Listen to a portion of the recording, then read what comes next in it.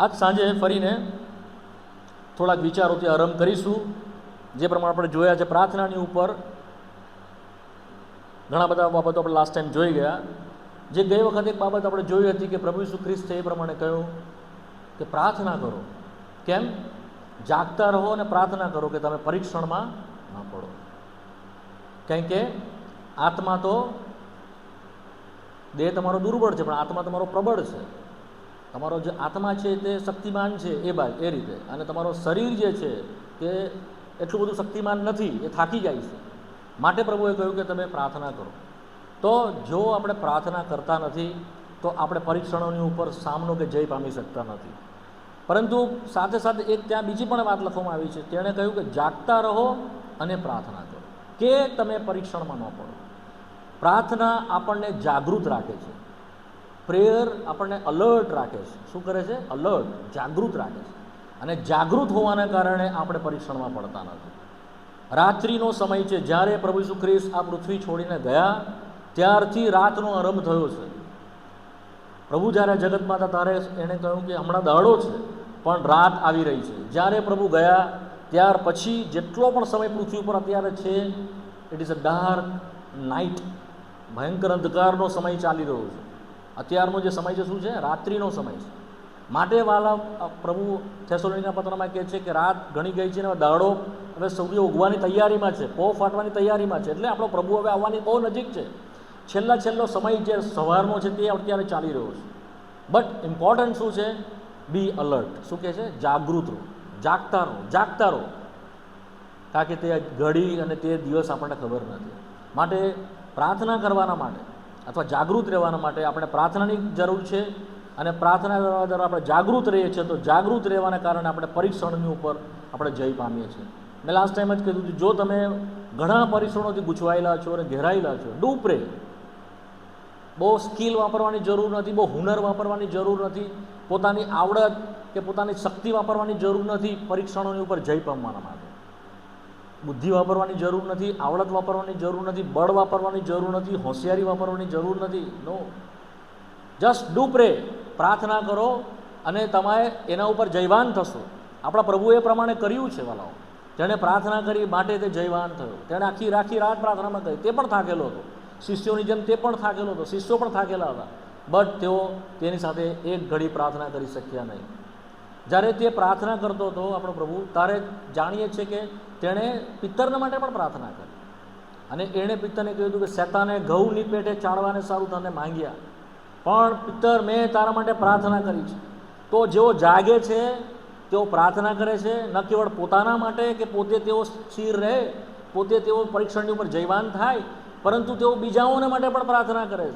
C those who are પ્રે, જો પ્રાર્થના કરે છે તેઓ જાગૃત રહે છે, પોતાના પરીક્ષણ પર જય પામવા માટે પોતે શક્તિમાન થાય છે. સાથે સાથે બીજાઓ કે જેઓની ઉપર ભયંકર હુમલા થવાના છે, શૈતાન તેઓને માંગી રહ્યો છે, તેઓના માટે પણ તે પ્રાર્થના ઉપયોગી થાય છે. માટે વાંચીએ છીએ લુકની સુવાર્તામાં પ્રભુએ કહ્યું કે પિત્તર મેં તારા માટે પ્રાર્થના કરી. લુક 22:31 સિમોન સિમોન, જો શૈતાને ઘઉંની પેટે ચાળવા સારું તમને કબજે લેવા માંગ્યા, પણ મેં તારે સારું વિનંતી કરી છે કે તારો વિશ્વાસ ખૂટે નહીં, ને તું તારા પર્યા પછી ભાઈઓને સ્થિર કરજે. એ પરીક્ષણમાં પડી ગયો, બટ પ્રભુની પ્રાર્થના થોડીક આગળ ગઈ. અને એ પ્રાર્થના શી હતી? કે એનો વિશ્વાસ ખૂટે નહીં. એ ટેમ્પટેશનમાં, એ પરીક્ષણની અંદર તે સ્થિર રહે એવી તેના માટે પ્રાર્થના કરવામાં આવી. અને શું કરે? તેના ફર્યા પછી તેના રિપેન્ટન્સના માટે અને તે પાછો ફરે એ માટે પણ પ્રાર્થના હતી. અને પ્રાર્થના એ કર્યા પછી તે બીજાઓને સ્થિર કરે તે માટે પણ પ્રાર્થના હતી.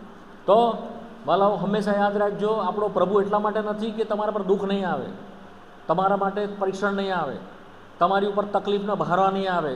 નો, તેમાંથી તે માર્ગ કરે તે માટે તે છે. સમજ પડી? તો પ્રાર્થના ન કેવળ આપણને જાગૃત રાખે છે, પણ જે મુશ્કેલીઓ છે, ગૂંચવાડા છે અંધકારનો, અને જ્યાં આપણને કંઈ સૂઝતું નથી ત્યાં આપણે સારું માર્ગ કરવામાં આવે, આપણને જયવાન બનાવવામાં આવે અને આપણને સ્થિર કરવાના, પાછા ઉઠાડવાના માટે પ્રાર્થના બહુ ઇમ્પોર્ટન્ટ છે. ખ્રિસ્તની પ્રાર્થના કારણે, પ્રભુની પ્રાર્થનાને કારણે 3 વાર તેનો નકાર કર્યો છતાં પણ તેને ક્ષમા આપવામાં આવી, છતાં પણ એવું મન તેને આપવામાં આવ્યું કે તે પાછો ફરે. રિપેન્ટન્સ હાર્ટ જે છે, પસ્તાવિક હૃદય જે છે, ઇટ ઇઝ નોટ ઇઝી. લોકોના હૃદયો, આપણા હૃદયો કઠણ છે, આપણા હૃદયો પથ્થર જેવા છે, તે પશ્ચાતાપ કરી શકતા જ નથી. પ્રભુની સ્તુતિ થાવ, ઘણાઓ આપણા માટે પ્રાર્થના કરે છે. પ્રભુની સ્તુતિ થાવ, ખ્રિસ્ત પોતે આપણા માટે પ્રાર્થના કરે છે કે જેથી કરીને આપણને રિપેન્ટન્ટ હાર્ટ, આપણને મુલાયમ હૃદય, આપણને ડિસર્નિંગ સ્પિરિટ એટલે કે પરખનો આત્મા, અને આપણને ભંગિત હૃદય, ધ બ્રોકન હાર્ટ આપણને આપવામાં આવે છે. સો this ease of the because of all prayer. આ બધું પ્રાર્થનાઓને કારણે થાય છે. બીજું, જ્યારે આપણે બીજાઓને માટે પ્રાર્થના કરીએ છીએ ત્યારે આપણે પાપથી બચી જઈએ છીએ. શું બચી જઈએ છીએ? હા, કેવી રીતે બચી જઈએ છીએ? જ્યારે પ્રાર્થના કરતા નથી બીજાઓને માટે તો એ પાપ છે. સાંભળ્યું બરાબર? જો આપણે બીજાઓ માટે પ્રાર્થના કરતા નથી, ઇટ ઇઝ અ સિન, એ પાપ છે. ફર્સ્ટ સેમ્યુઅલ, પહેલા સેમ્યુઅલમાં આવો. સમુએલનો પહેલો સમુએલ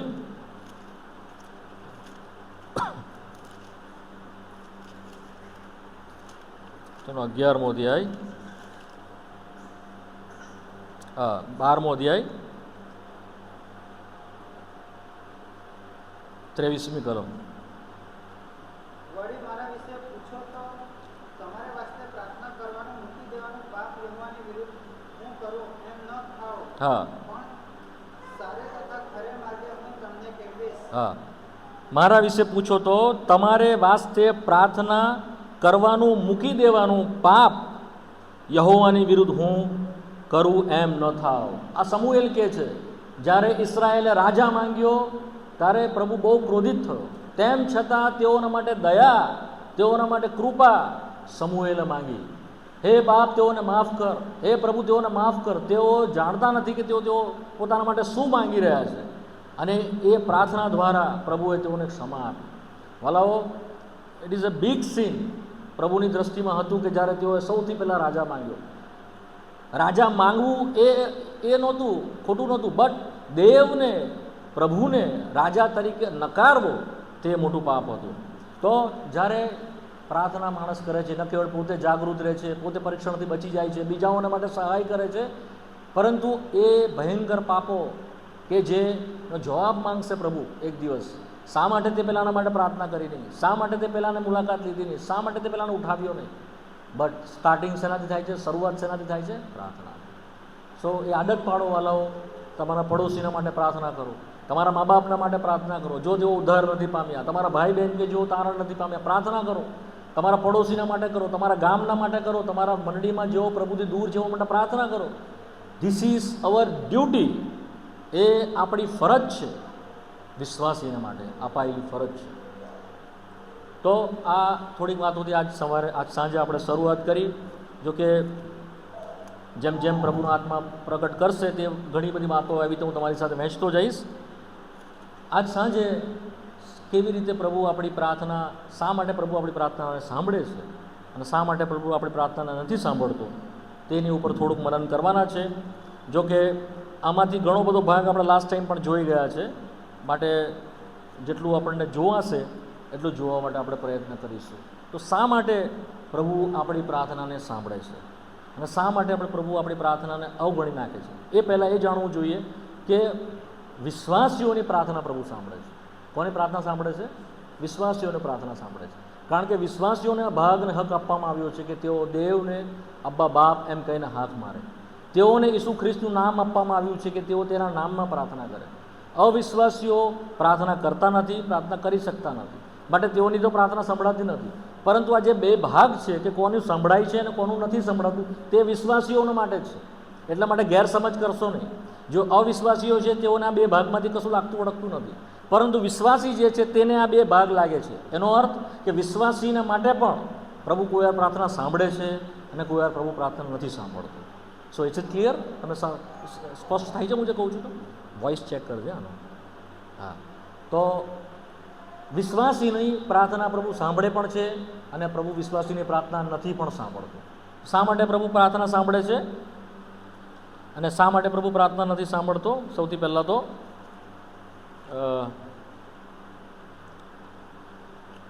જે પ્રમાણે આપણે વાંચી ગયા ગીત શાસ્ત્રના પુસ્તકની અંદર તેનો 66મો અધ્યાય અને તેની 20મી કલમ વાંચો, 66 અને 20.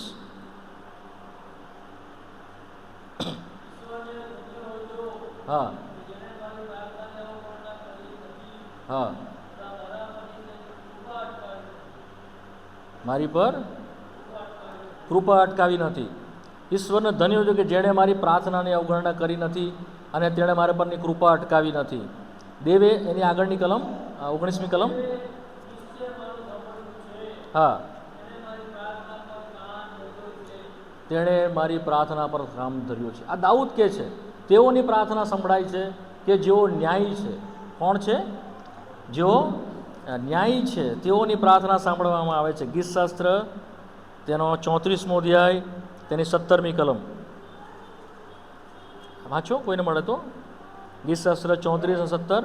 ન્યાયીઓએ પોકાર કર્યો હા અને યહોવાએ સાંભળીને સર્વ સંકટમાંથી તેઓને છોડાવ્યા. હા, ન્યાયીઓએ પોકાર કર્યો. તો જેઓ ન્યાયી છે તેઓનું દેવ સાંભળે છે. ન્યાયીઓની પ્રાર્થના અટકાવવામાં આવતી નથી. તેઓના સર્વ સંકટોમાંથી તેઓને છોડાવે છે. તેની 6ઠ્ઠી કલમ. 6ઠ્ઠી. હા કંગાલ પુરુષે પોકાર કર્યો હા અને યહોવા તેનું સાંભળીને તેના સર્વ સંકટમાંથી તેને બચાવ્યો. હા, આ કંગાલ પુરુષે પુકાર કર્યો. કંગાલ કોણ છે? જે ન્યાયી છે તે જ કંગાલ છે. અને 4મી કલમમાં તમે વાંચશો ને તો તે કહે છે મેં શોધ્યો. કોણે શોધ્યો? કે જે ન્યાયી છે. હવે ન્યાયી જો નવા કરાર પ્રમાણે આપણે જોવા જઈએ તો ઈસુ ખ્રિસ્તમાં જેઓ આવી ગયા છે તેઓ તે ન્યાયી છે. ન્યાયી એટલે એ નથી કે જે સારા કામ કરે છે, પરંતુ ઈસુ ખ્રિસ્તની અંદર જેઓને ન્યાયપણું મળ્યું છે વિશ્વાસ દ્વારા, તેઓ જેઓ ન્યાયી બન્યા છે તેઓની પ્રાર્થનાઓ પ્રભુ સાંભળે છે. તેઓની પ્રાર્થના પર તેના કાન હંમેશા ખુલ્લા હોય છે. તેઓની પ્રાર્થનાને તે લક્ષ્ય આપે છે. તેઓની પ્રાર્થનાના જવાબમાં તે મોટા મોટા કામ કરે છે. જેમ એલિયાએ પ્રાર્થના કરી. એલિયા આપણા જેવો માણસ હતો. યાકૂબના પત્રમાં આપણે વાંચીએ છીએ કે એલિયા આપણા જેવો માણસ હતો, પણ તો પણ તેણે પ્રાર્થના કરી અને દેવે 3 વર્ષ સુધી વરસાદને અટકાવી દીધો. યાકૂબનું પત્ર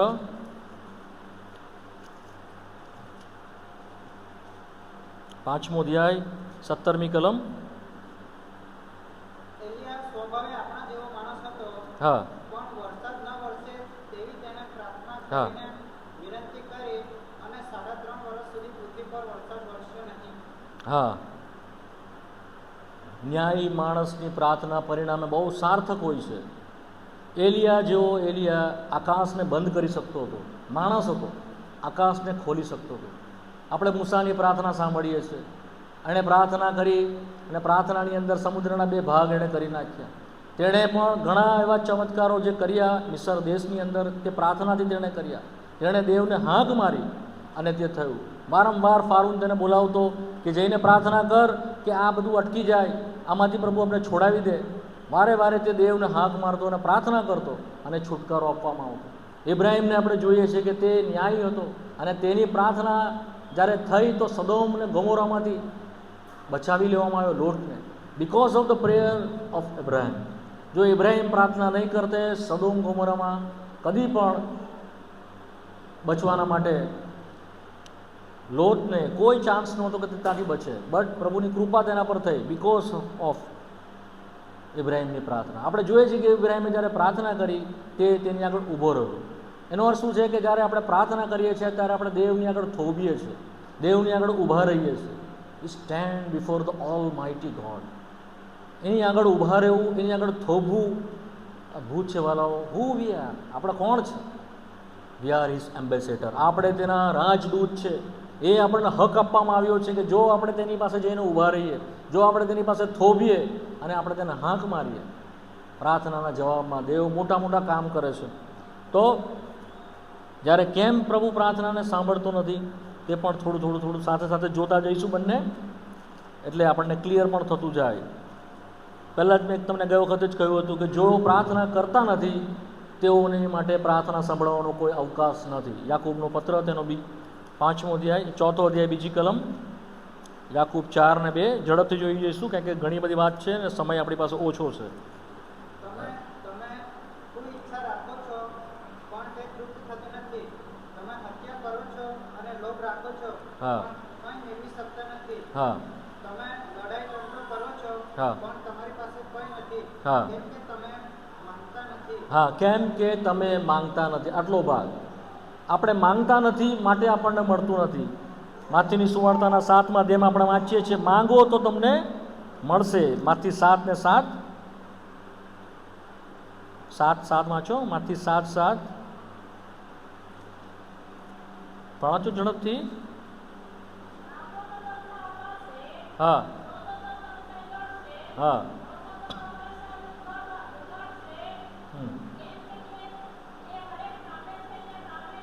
જે માંગે છે તે પામે છે. પછી હા જે ઠોકે છે તેને સારું ઉગાડવામાં આવશે. આ બીજું કંઈ નહીં, મેં તમને ગઈ વખતે કહ્યું હતું ઇનોસના માટે, કે ત્યારથી પ્રાર્થનાનો આરંભ થયો, ત્યારથી લોકો દેવને પોકારતા થયા, ત્યારથી દેવને હાંક મારતા થયા. કેમ? કારણ કે ઇનોસથી એ પ્રગટ કરવામાં આવ્યું કે અમે નિર્બળતાથી ઘેરાયેલા માનવી છે, અમે માણસો છે, we are man and we need God. જ્યાં સુધી ત્યાં એનાથી અગાઉ લોકો પોતાને દેવ સમાન ગણતા હતા, દેવ જેવા ગણતા હતા, તેઓને દેવની જરૂર નહોતી, માટે તેઓ માંગતા નહોતા. પ્રાર્થના એ આપણને એ બતાવે છે કે વી નીડ યુ, અમને તારી જરૂર છે. પ્રાર્થના એ બતાવે છે કે અમને તારા પર આધાર રાખીએ છીએ. પ્રાર્થના એ બતાવે છે કે તારા વગર અમારું કશું ઠેકાણું પડી શકતું નથી.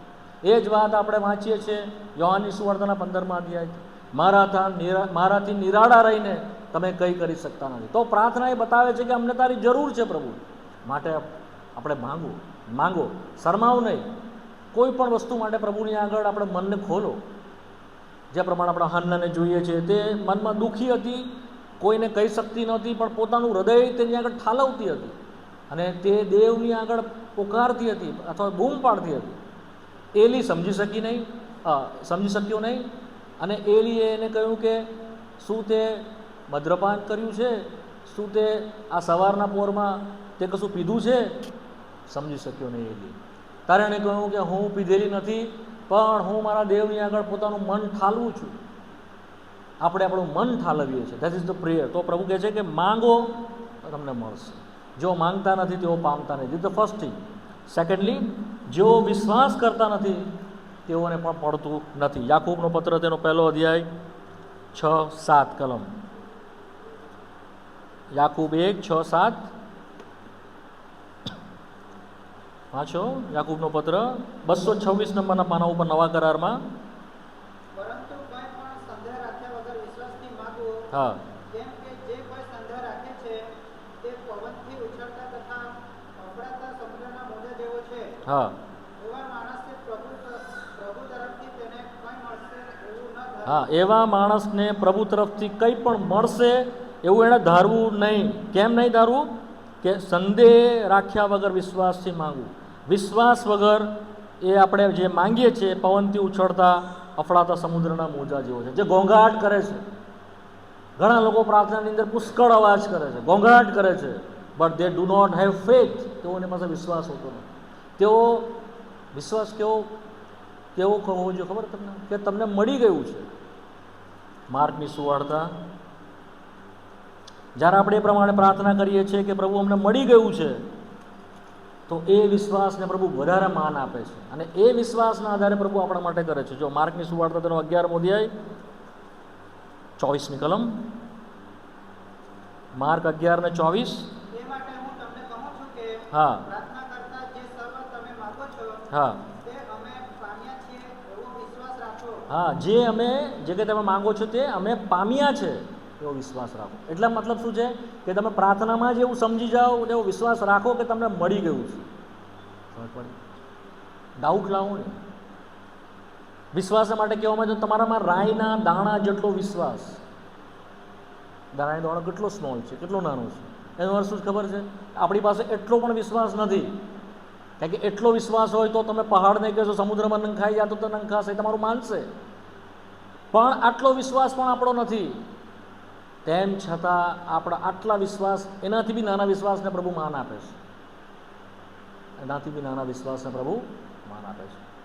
માટે આપણે જરા અવિશ્વાસ માલુમ પડીએ, આપણામાં વિશ્વાસ ઓછો માલુમ પડે, જેમ શિષ્યોએ પ્રભુને કહ્યું મારો વિશ્વાસ વધાર, આપણે પ્રભુને કહેવું જોઈએ મારો વિશ્વાસ વધાર. પ્રભુ હું વિશ્વાસ નથી કરી શકતો, પ્રભુ મારો વિશ્વાસ વધાર. એ વધારશે, એ આપણો વિશ્વાસને ઇન્ક્રીઝ કરશે.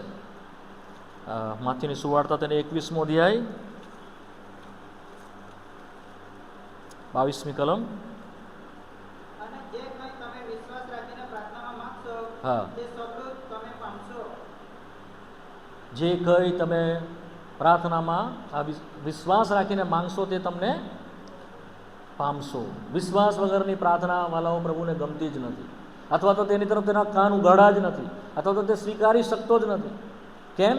કારણ કે એકાકી જેની દેવની ઉપર કે જે એકનો એક છે એની ઉપર તેઓ વિશ્વાસ કર્યો નહીં.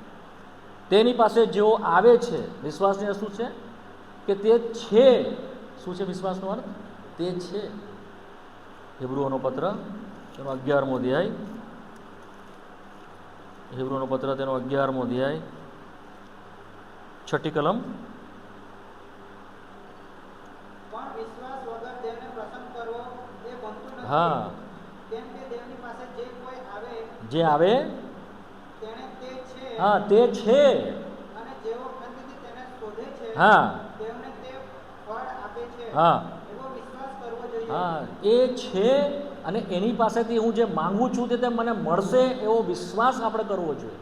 એ વગર દેવ પ્રસન્ન થતો નથી. લાંબી લાંબી પ્રાર્થનાઓથી, મોટી મોટી પ્રાર્થનાઓથી, બહુ સરસ સરસ પ્રાર્થનાઓથી, લોકોની આગળ પ્રભાવ પડી જાય એવી પ્રાર્થનાઓથી પ્રભુ કદી ખુશ થતો નથી. ખુશ તેનાથી થાય છે લિટલ ફેથ. કેવા?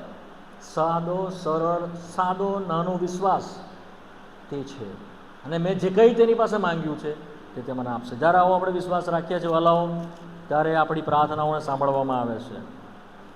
ત્રીજું, 9 એવા કારણો છે, હું તમને કહેવાનું રહી ગયું શરૂઆતમાં. 9 એવા કારણો છે કે જેને લઈને પ્રભુ પ્રાર્થના સાંભળતો નથી. કદાચ એનાથી વધારે હોઈ શકે છે, પણ મને 9 મળ્યા છે. કદાચ એનાથી વધારે હોય તો આઈ ડોન્ટ નો, બટ 9, ઓછામાં ઓછા 9 એવા કારણ છે કે જેના લીધે પ્રભુ પ્રાર્થના સાંભળતો નથી. તો 2 આપણે જોઈ ગયા. એક તો આપણે માંગતા નથી તે, બીજું જે છે જો આપણે વિશ્વાસ કરતા નથી.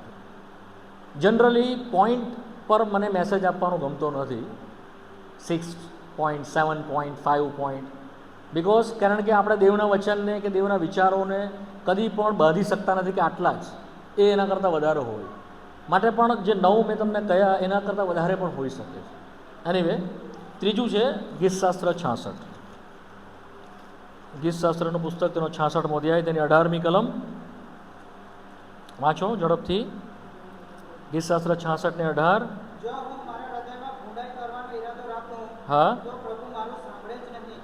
જો હું મારા હૃદયમાં ભૂંડાઈ કરવાનો ઈરાદો રાખું તો પ્રભુ મારું. જો આપણા હૃદય ખોટા ઈરાદાઓથી, ખોટા વિચારોથી ભરાયેલા છે. હવે બરાબર ધ્યાનથી સમજજો, એ લખ્યું છે પાપ કરી દીધું એ વિશે નથી લખતો. શું કહે છે? ભૂંડાઈનો ઈરાદો રાખો. જસ્ટ કર્યા પહેલાં આપણે ખાલી વિચારતા બી હોય કે હું આમ કરીશ, તો પણ તમારી પ્રાર્થનાને અટકાવી દેવામાં આવે છે. સમજ પડે વાત? યહૂદા હજુ તો તેણે પાપ કર્યું નહોતું એને પરસ્વાધીન કરીને, પરંતુ આપણે જાણીએ છીએ અને જોઈએ છીએ કે જ્યારે તેને પરસ્વાધીન કરતાં પહેલાં એ રાત્રે રોટલી લીધી ને પ્યાલો લીધો, અને જ્યારે તેણે વહેંચ્યું, પ્રભુ જાણતો હતો કે યહૂદા શું કરવાનો છે. એના માટે એણે કોળીઓ લઈને તેને આપ્યો, અને પ્રભુ શું, જે કંઈ તે તારા મનમાં નક્કી કર્યું છે તે કહે. તો પાપ કરતાં પહેલાં આપણે આપણા મનમાં નક્કી કરીએ છીએ, અને એમાં ને એમાં આપણે રહીએ છીએ, આપણે ઠાણી બેસીએ છીએ, અને પછી આપણે પ્રાર્થનાઓ કરીએ છીએ. વાલાઓ, આપણી પ્રાર્થનાને અટકાવી દેવામાં આવે છે. સમજ પડી? પ્રભુની દ્રષ્ટિમાં સીન એટલે પાપ એ એક્શનમાં આવે તે પહેલાં, એ જ્યાં જન્મે છે આપણા મનમાં વિચારના દ્વારા, ત્યાંથી પણ તે દૂર રહે છે. આપણો પ્રભુ એટલો બધો પવિત્ર છે કે તે પાપની સામે જોઈ પણ શકતો નથી, એને સાખી પણ શકતો નથી. હબાકૂકનું પુસ્તક એનો 2જો અધ્યાય. હબાકૂકનું પુસ્તક. દાનિયેલ પછી હોશિયા, હોશિયા પછી અમોસ, પછી અબોદિયા, મીખા, નાહુમ, નાહુમ પછી હબાકૂકનું પુસ્તક. 807 નંબરના પાના ઉપર યા હબાકુક 1 અને 13મી કલમ વાંચો. તારી આંખો એવી પવિત્ર છે કે હા તું દુષ્ટતાને જોઈ શકતો નથી હા ને ભ્રષ્ટતા પર નજર કરી શકતો નથી. તું દુષ્ટતાને જોઈ શકતો નથી, ભ્રષ્ટતાની ઉપર નજર કરી શકતો નથી. બસ બસ બસ બસ તું એવો પવિત્ર છે. કેવો છે તું? તારી આંખો એવી પવિત્ર. અવર લોર્ડ ઇઝ સો હોલી. મેં તમને લાસ્ટ ટાઈમ જ કીધું, પ્રાર્થનાની શરૂઆત કરતાં જ આપણે એમ કહીએ છીએ તારું નામ પવિત્ર મનાવો. તો એટલો બધો એ દૂર રહે છે. જો આપણા હૃદયની અંદર ખોટું કરવાનો વિચાર, નુકસાન કરવાનો વિચાર, કોઈનું પડાવી લેવાનો, કોઈને નુકસાન પહોંચાડવાનો, જો આપણે વિચાર પણ કરતા હોઈએ, ભલે આપણા મોંની ઉપર દૂધ જેવા દેખાઈએ, આપણા ન્યાયી બનવાનો દોણ કરીએ કે ઢોંગ કરીએ, વાલાઓ આપણા દેવથી આપણે સંતાઈ શકતા નથી. હવે જો મીખામાં 1 વાંચો કલમ, મીખાનું પુસ્તક તેનો 3જો અધ્યાય અને 4થી કલમ વાંચો. મીખા 3 ને 4. હા હા હા હા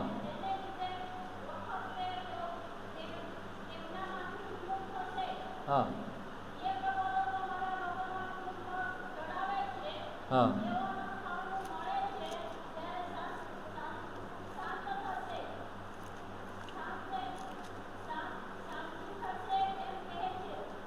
બસ બસ બસ. મીખા 4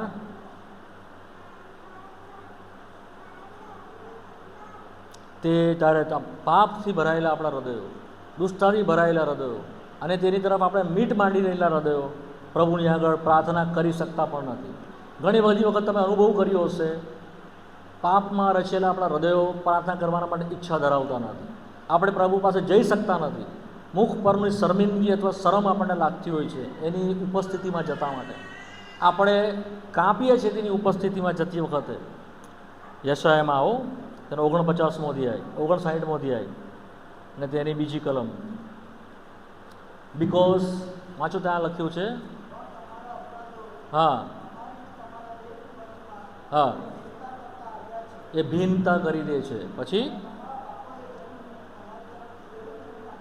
હા હા આપણાથી તેનું મુખ તે ફેરવી નાખે છે કે તે સાંભળે નહીં.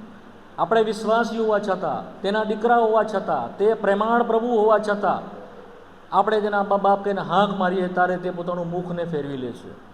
શું કહે છે? મુખને તરત એવું કરી નાખે છે તમારા પાપો, તમારા અપરાધો, કે તમારી તરફથી તેનું મુખ ફેરવી નાખે અને સાંભળે નહીં. પ્રભુ પોતાના કામ બંધ કરી દે છે. હલાવો, આપણો જીવ તો પ્રભુ કદી નિંદ્રાવશ થતો નથી, એના કાન કદી બંધ નથી. સતત તેની દ્રષ્ટિ પણ આપણી ઉપર હોય છે, તે નિરીક્ષણ પણ કર્યા કરે છે. તો એવું શું બને છે પાપને કારણે કે આપણી પ્રાર્થનાઓ નકર તે સાંભળતો નથી, જવાબ આપતો નથી, પણ એનું મુખ પણ તે ફેરવી લે છે. ખ્રિસ્ત જ્યારે વધસ્તંભ પર હતો, આ જ ઘટના આપણે જોઈ. એણે એમ કરીને હાથ મારવી પડી, એલી એલી સબાકતની, હે મારા દેવ તે મને કેમ મૂકી દીધો. જો એના વાલા દીકરાની સાથે તે આ રીતે વર્તી શકતો હોય, જો એના વાલા દીકરા તરફથી પોતાનું મુખને ફેરવી શકતો હોય, વાલા હું યાર આપણે કોણ છે? પાપની સામે તે જોઈ શકતો પણ વેરી હોલી.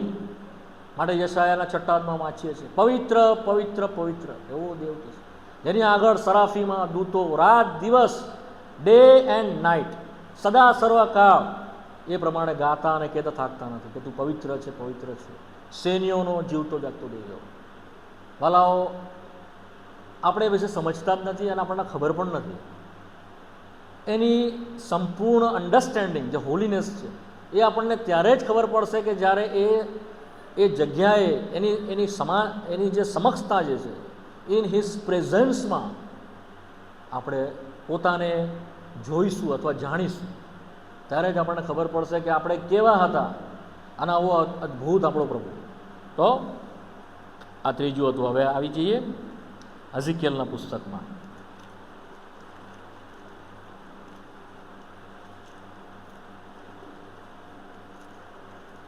હઝીકીએલનું પુસ્તક જેનો 14મો અધ્યાય અને તેની 7મી ને 8મી કલમ.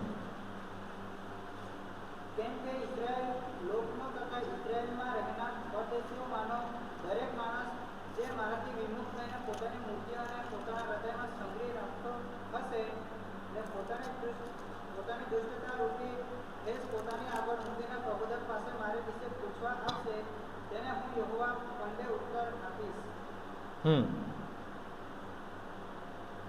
શું વાંચ્યું તમે? શું છે ત્યાં આગળ? તમે એકાદ જવાબ આપો આમાં. શું છે? અને વળી કઈ વસ્તુ છે કે જેના લીધે પ્રભુ સાંભળતો નથી? વાંચ્યું ને તમે? વાંચો, અંદર જ છે.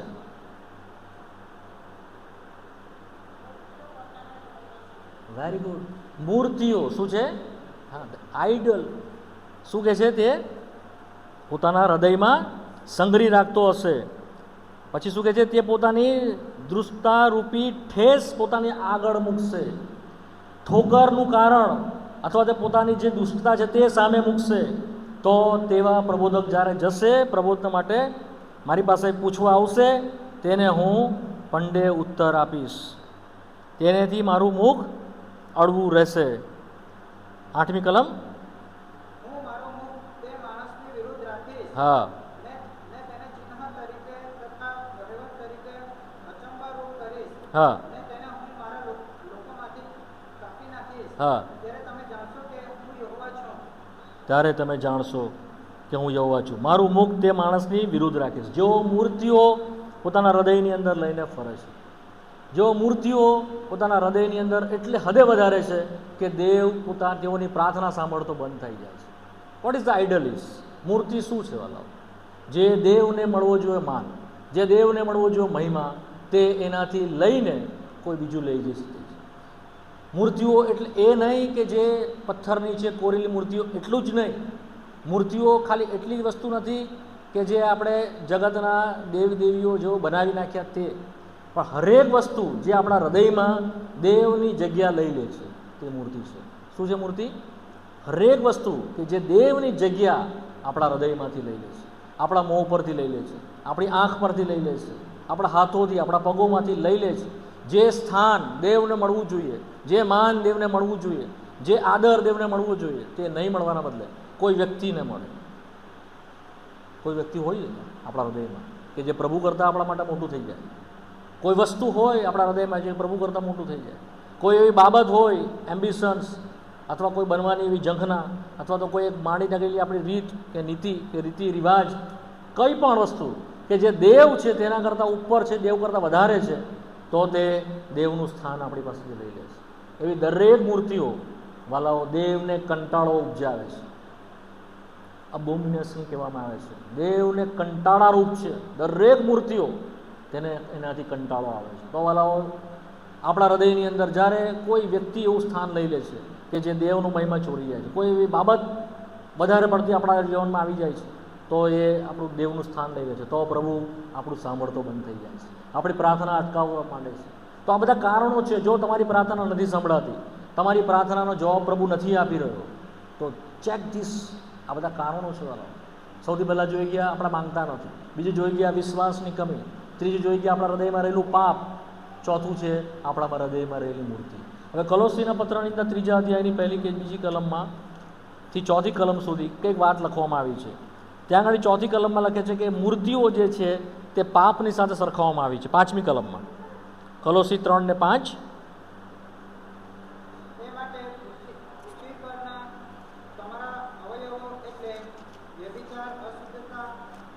હા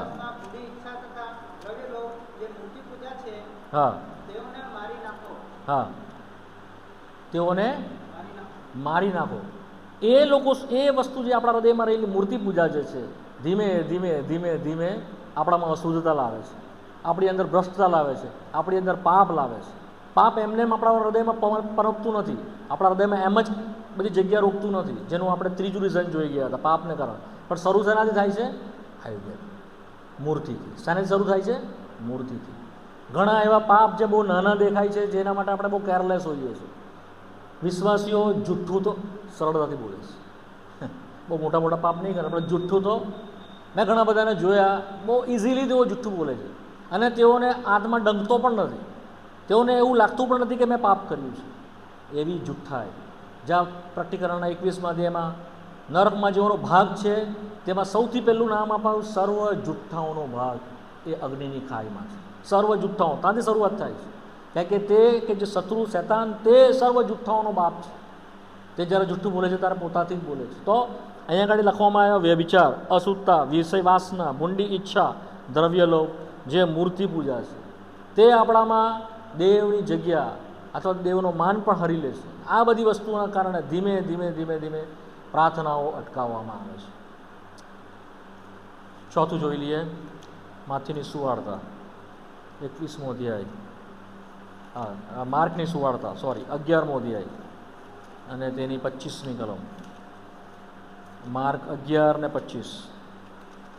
અને જ્યારે જ્યારે તમે ઊભા રહીને પ્રાર્થના કરો છો, હા ત્યારે ત્યારે જો કોઈ તમારો અપરાધી હોય હા તો તેને માફ કરો. હા એ માટે તે તમારું બાપ જે આકાશમાં છે હમ. તે પણ તમારા અપરાધો તમને માફ કરે. જ્યારે બીજાઓને આપણે માફ નથી કરતા તો પણ પ્રભુ આપણી પ્રાર્થનાઓને અટકાવી દે છે. લિસન બી કેરફુલી. તમારા મનમાં કોઈના માટે પણ અંશય રાખશો નહીં. ગમે એટલી તમારા માટે દુશ્મની હોય, ગમે એટલી તમારા માટે કડવાશ હોય, ગમે એટલે તમારા માટે એને પ્રોબ્લેમ ઊભા કર્યા હોય, આખું જીવન તમને હેરાન કર્યું હોય, તમારી પાછળ પડ્યું હોય, તમને નુકસાન પહોંચાડવા માટે ગમે એટલું કરતો હોય, તો પણ તમે તેને માફ કરો. જો આપણે તેઓને માફ કરીએ છીએ તો પ્રભુ આપણને પણ માફ કરે છે. દેવનું વચન આપણને શીખવે છે તમારા શત્રુઓના માટે પ્રાર્થના કરો. અમે જોઈએ છીએ ઘણી જગ્યાઓમાં, ઘણી મંડળીઓની અંદર ફલાણા માટે પ્રાર્થના કરશો નહીં કેમ કે તેઓ એકતામાં નથી, ફલાણાઓને માટે પ્રાર્થના કરશો નહીં કારણ કે તેઓ શાંતિમાં નથી, તેઓ આપણી સાથે નથી માટે તેઓ માટે પ્રાર્થના કરો. દેવનું વચન તેને સપોર્ટ કરતું નથી. દેવનું વચન કદી પણ તેને આધાર આપતું નથી. દેવનું વચન સાફ કહે છે તમારા શત્રુઓના માટે, વેરીઓના માટે પ્રાર્થના કરો. એ આપણો પ્રભુ શીખવે છે. માટે જ તેણે વધસ્તંભ પર પ્રાર્થના કરી. જેઓએ તેને વધસ્તંભ પર જડી દીધો તેઓના માટે તેણે પ્રાર્થના કરી, હે બાપ તેઓને માફ કર કેમ કે તેઓ શું કરે છે તે તેઓ જાણતા નથી.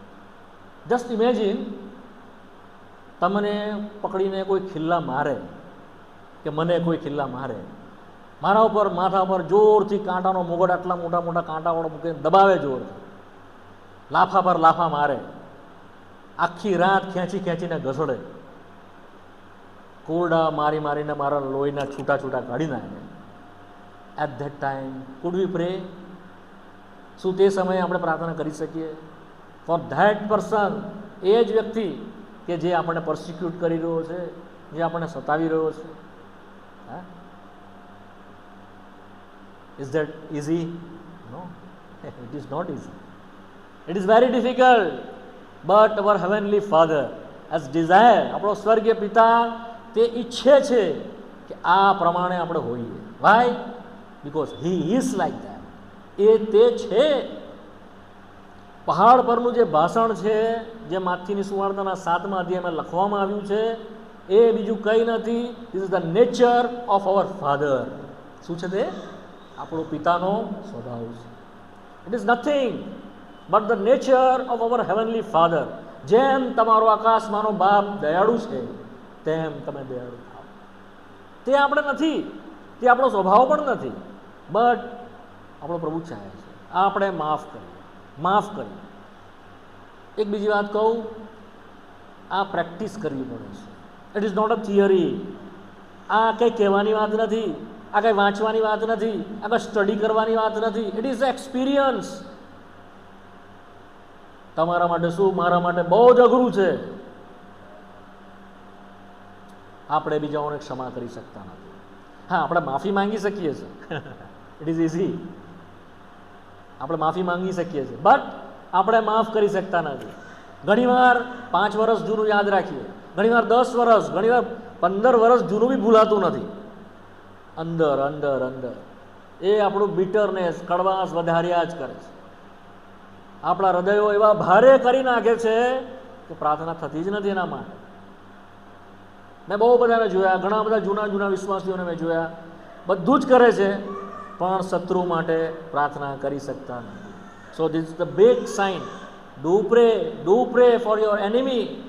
જેઓએ તમારું ભૂંડું કર્યું છે, જેઓ તમારે પૂઠે લાગેલા છે, જેઓ તમારું પડાવી લે છે, જેઓ તમને અન્યાય કરે છે, જેઓ તમને પકડીને પરસ્વાધીન કરે છે, તેઓના માટે પ્રાર્થના કરો. બીજું હતું લેકિંગ ચેરિટી. હિબ્રુઓનો પત્ર પહેલાં વાંચી જાઓ, નીતિવચનનો 21મો અધ્યાય. નીતિવચનનો 21મો અધ્યાય. કેટલામું થયું તમે લખો છો? કેટલામું થયું? હું પૂછીશ પછી. કેટલામું થયું નંબર? હે? નીતિવચન 21:13મી કલમ. જે કોઈ ગરીબની બૂમ સાંભળીને પોતાના કાન બંધ કરે છે, હા તે પોતે પણ બૂમ પાડશે, હા પરંતુ તેનું સાંભળવામાં આવશે હા. નહીં. જે કોઈ ગરીબની બૂમ સાંભળીને પોતાના કાન કેવો કરે છે? બંધ કરી દે છે, તેઓનું સાંભળવામાં આવશે નહીં.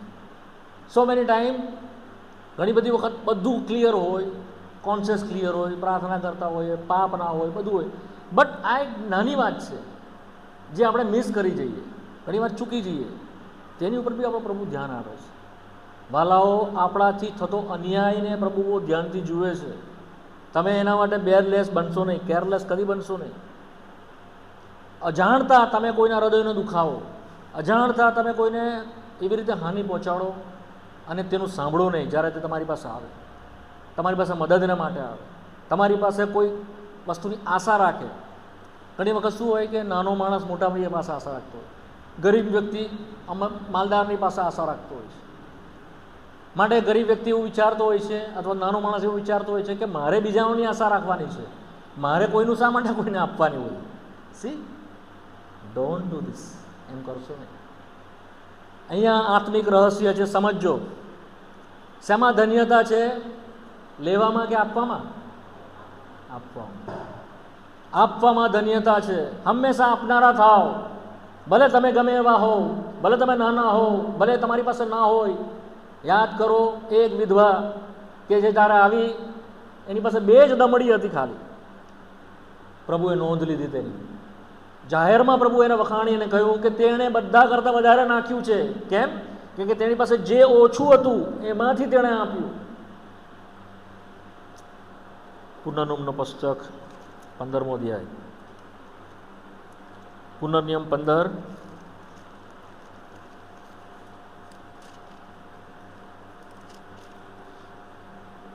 7મી કલમ વાંચો, 7થી આગળ. પુનર્નિયમ 15 ને 7થી આગળ ઝડપથી વાંચજો, સમય બહુ ફાસ્ટ જાય છે. હા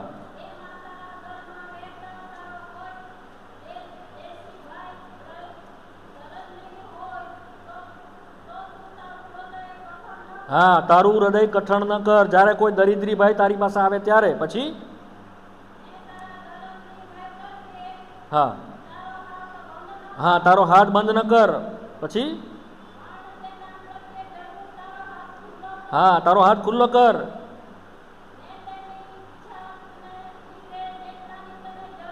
હા હા, જેટલાની તેને જરૂર હોય તેટલું તેને આપ. પછી સાવચેત રહે. પછી હા હા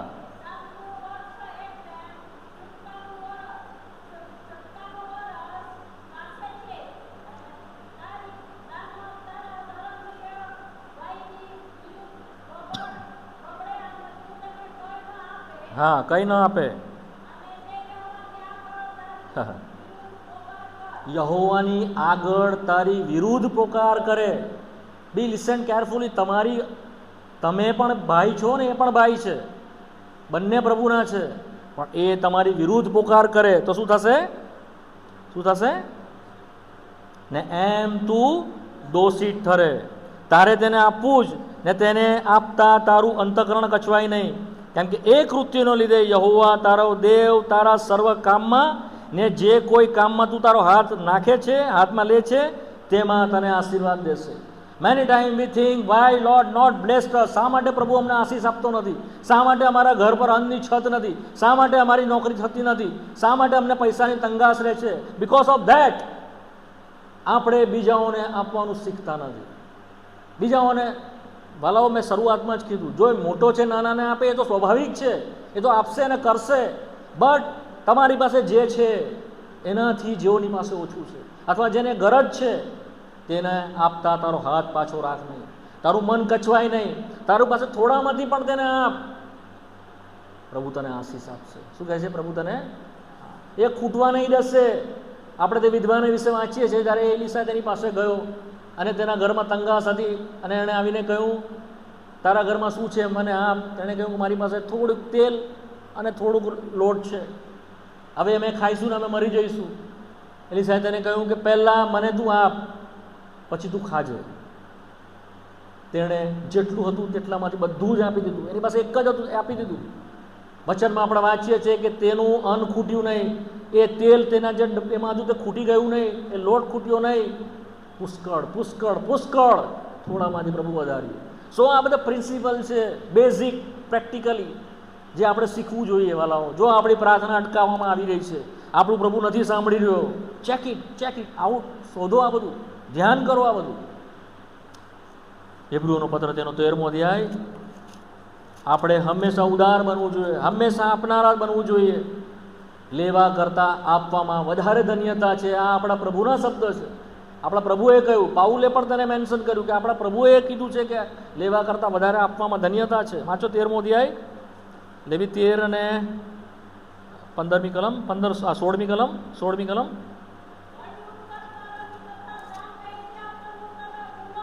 હા હા, કેમ કે એવા દાનોથી પ્રભુ બહુ સંતોષ થાય છે.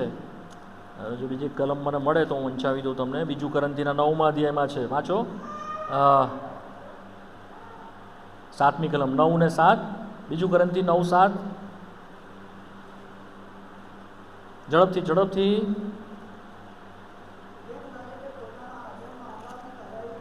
હા, તે પ્રમાણે તેણે, હા, જે પ્રમાણે તેણે અગાઉથી ઠરાવ્યું છે તે પ્રમાણે તેણે આપવું.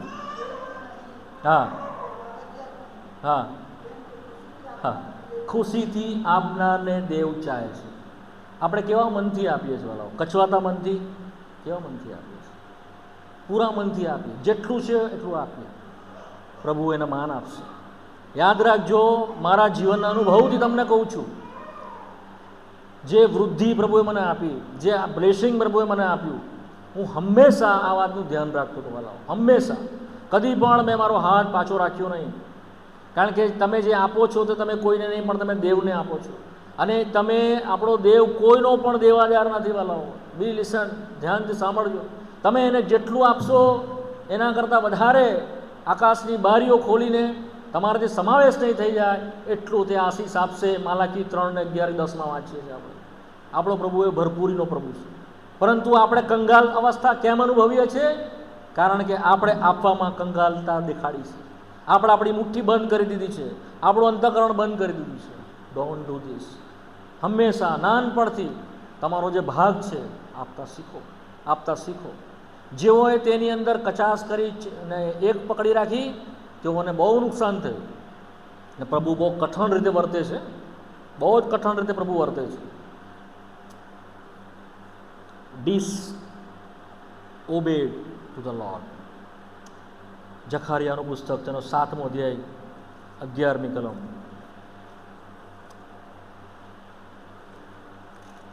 જખારિયા 7 ને 11. ઝડપથી વાંચી જાઓ, મારી પાસે 5 જ મિનિટ છે. પણ તેઓએ સાંભળવાને ના પાડી ને હા. પોતે સાંભળે નહીં માટે હઠીલા થઈને ઊંટ ફેરવી હા. પોતાના કાન બંધ કર્યા. હા, ને પોતાના કાન. હા, 13મી કલમ. અને જે પ્રમાણે તેને પોકાર્યો ત્યારે તેઓએ સાંભળ્યું નહીં. જે પ્રમાણે તેઓ પોકારશે ત્યારે હું પણ સાંભળીશ નહીં. એવું સૈન્યનો દેવ યહોવા એ કહ્યું. તેઓએ સાંભળવાને ના પાડી ને પોતે સાંભળે નહીં માટે હટેલા થઈને ફૂટ ફેરવી. જ્યારે પ્રભુ વાત કરે છે આપણે સાંભળવાની બંધ કરી દઈએ છીએ, મિટિંગોમાં જવાનું બંધ કરી દઈએ છીએ, દેવની સમય તથા દેવની વાણીની તરફ આપણી પીઠને ફેરવીએ છીએ. એ શું બતાવે છે? અનઆજ્ઞાંકિતપણું, અધીનતા નહીં એવું હૃદય, માનવાની ઈચ્છા નહીં, પ્રભુની પાછળ ચાલવાની ઈચ્છા નહીં, છતાં આપણે એવી અપેક્ષા કરીએ કે તે મારું સાંભળે, છતાં આપણે એવી અપેક્ષા કરીએ કે તે મને આપે. How it's possible? પ્રભુનું વચન સાફ કહે છે કે જ્યારે તેઓએ સાંભળવાની ના પાડી, હવે હું તેઓનું સાંભળવાની ના પાડીશ. કદી પણ દેવના વચન પ્રત્યે કાન બંધ નહીં કરતા હોય. જેઓને સાંભળવાને કાન છે તે સાંભળે. મારો આત્મા સદા વાત નહીં કરે. ઉત્પત્તિના પુસ્તકના 6 અધ્યાયમાં પ્રભુ કહે છે, જ્યારે જ્યારે પ્રભુનો આત્મા વાત કરે છે, પ્રભુના વચન દ્વારા વાત કરે છે, આપણે હૃદયોને કઠણ નહીં કરીએ, આપણા કાનને બંધ નહીં કરીએ. કેમ કે જ્યારે તમે બૂમ પાડશો તે પણ બંધ કરી દેશે. તે તમને ઓળખવાનું બંધ કરી દેશે. ડિસઓબિડિયન્ટ અથવા અનાજ્ઞાંકિત પડવું આપણને એવી જગ્યાએ લઈ જાય છે કે આપણા મોંની ઉપર દરવાજો બંધ કરી દેવામાં આવશે. અને એ શબ્દો આપણે સાંભળવા પડશે, મેં તમને કદી જ ઓળખ્યા નહીં. What a terrific days! કેવો ભયંકર દિવસ એ હશે.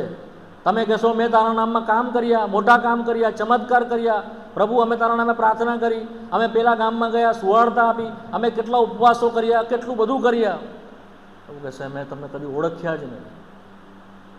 એનું સાંભળવો મતલબ શું છે? એને આધીન થાવ. પ્રભુ એ નથી ચાહતો વાલાઓ કે આપણે આપણા કાન બંધ કરી દઈએ. મોર્નિંગમાં સવારથી બીજા કોઈનો પણ અવાજ તમે સાંભળો તે પહેલાં દેવનો અવાજ સાંભળવાની આદત પાડો. જો તમારા જીવનમાં વૃદ્ધિ થવા લાવવા ચાહો છો, જો શુદ્ધિ તમારા જીવનમાં આત્મિક રીતે બળવાન થવા ચાહો છો, જાગૃત તમે થવા માંગો છો અને પ્રાર્થના તમારી અટકાવવામાં ન આવે એવું તમે ચાહો છો, સવારથી મોર્નિંગથી એનો અવાજ સાંભળતા થાઓ. દેવનું વચનમાં તમારા ઘૂંટણ પર જાઓ, ત્યાંથી તે તમારી સાથે વાત કરશે, એનો અવાજ તમને સંભળાવશે. જેમ જેમ તમે એનું સાંભળતા થશો તો તેમ એ પણ તમારું સાંભળશે. બરાબર છે? તો આ એ બીજું હતું. હવે વાંચી જાઓ, પિત્તરના પત્રમાં આવો. ત્યાં બીજું એક કારણ આપવામાં આવ્યું છે. પહેલું પિત્તર 3 અધ્યાય 7મી કલમ.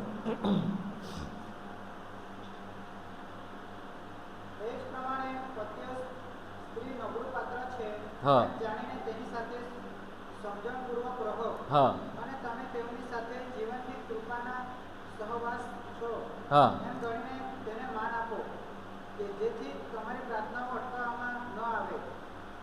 તમારી પ્રાર્થનાઓ અટકાવવામાં ન આવે. હવે તમારામાંથી ઘણા તો અનમેરિડ છે, બટ અત્યારથી ધ્યાન આપજો. જો પરણેલા છે તો ઠીક છે, પણ જો પરણેલા નથી અત્યારથી ધ્યાન આપજો. તમારી સ્ત્રી કે તમારી પત્ની, તેઓની સાથે તમારે ન્યાયથી વર્તવું પડશે. તેઓની સાથે તમારે અન્યાયથી અથવા છેતરપિંડી કરાશે નહીં. જો તમે એ કરશો, અહીંયા જે વાત લખવામાં આવી છે ને, તેઓની સાથે સમજણપૂર્વક રહો, તે અન્ડરસ્ટેન્ડિંગ જે છે તે, પછી શું કહે છે? તેઓને માન આપો. અને પછી શું કહે છે? તે જીવનનો સહવારસ, કૃપાનો સહવારસ એમ સમજો. એ ફક્ત એવું નથી કે આપણે બાહ્ય રીતે તેઓની સાથે બહુ મીઠું મીઠું નહીં રહીએ અને મનની અંદર બીજું કંઈક રાખીને બીજે બી આપણે રિલેશનમાં રહીએ. Don't do this. Our lord is, આપણો પ્રભુ છે ને, બહુ આ બાબતથી ધ્યાન રાખે છે, બહુ ચેકસ કરે છે. જો તમારે મારો સંબંધ બહાર અલગ હોય, આપણી ઘરમાં અલગ હોય, તો પણ પ્રાર્થના પ્રભુ અટકાવી દેશે વાલો. તમારી પ્રાર્થના નહીં સાંભળે. બીજી વસ્તુ, જે પ્રમાણે એફએસસીના 5મા અધ્યાયમાં લખવામાં આવ્યું છે, તમે તમારી પત્નીઓ પર પ્રેમ રાખો જેમ ખ્રિસ્તે તમારા પર પ્રેમ રાખ્યો. તેનું પાલન, જેમ ખ્રિસ્ત મંડળીનું પાલન પોષણ કરે છે તેવી રીતે તમે તેઓનું પાલન પોષણ કરો, તેનું ધ્યાન રાખો, તેની કાળજી રાખો, જેથી કરીને તમારી પ્રાર્થનાઓ અટકાવવામાં ન આવે. વાય? બિકોઝ સૌથી ઉમદા ઉદાહરણ એટલે કે ખ્રિસ્ત અને મંડળી જે છે એનું ચિત્ર પતિ પત્નીના રૂપમાં આપવામાં આવ્યું છે. જેમ ખ્રિસ્તે મંડળીની ઉપર પ્રેમ રાખ્યો અને પોતાનું સ્વાર્પણ કરી દીધું, તે જ રીતે આપણો પ્રભુ ઈચ્છે છે આપણે પણ સ્ત્રીની ઉપર પ્રેમ રાખીએ. સ્ત્રીની પાસે એવી અપેક્ષા કરવામાં આવે છે કે તે પતિને અધીન રહે. પતિએ પ્રેમ રાખવાનો છે અને પત્નીને અધીન કરવા દેવાનું છે. ફરી કહું છું, પતિએ પ્રેમ રાખવાનો છે અને પત્નીએ અધીન થવાનું છે. પરંતુ જોઈએ છે એનાથી વિરુદ્ધ થાય છે. પતિ પત્નીને અધીન, પત્ની પતિને અધીન રહેતી નથી, પણ પતિ પત્નીને અધીન રહે માટેના પ્રયત્ન થતા હોય છે. તે તેને અધીન રાખતી હોય છે. Don't do this. It is a spiritual, શું કહેવાય, ડિવાઇન ઓર્ડર છે, દૈવી ક્રમ છે જે તેણે શરૂઆતથી ઠરાવેલો છે. ખ્રિસ્તમાં પુરુષ ને સ્ત્રી કંઈ નથી, એક જ છે. બટ જે બેઝિક ઓર્ડર પ્રભુએ આપ્યો છે તે એ છે કે પતિ ઉપર છે અને સ્ત્રી તેના સબ્જેક્શનમાં છે. જેવી રીતે ખ્રિસ્ત ને મંડળી છે તેવી રીતે.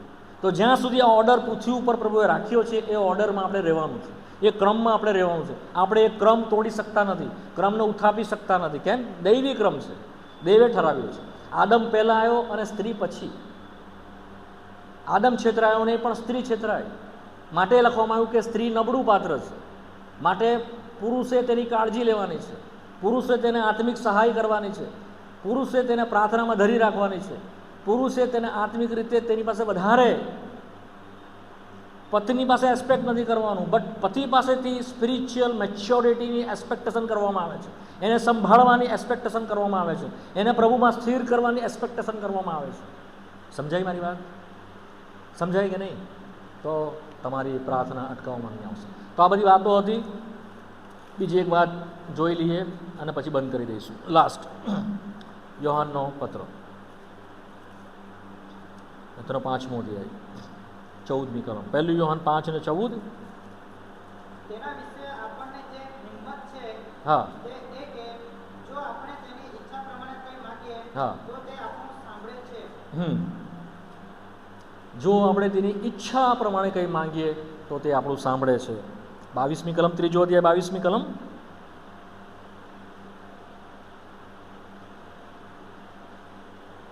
નહીં, પહેલાં આજ વાંચી જાઓ, 15મી કલમ વાંચી જાઓ, 5 અને 15.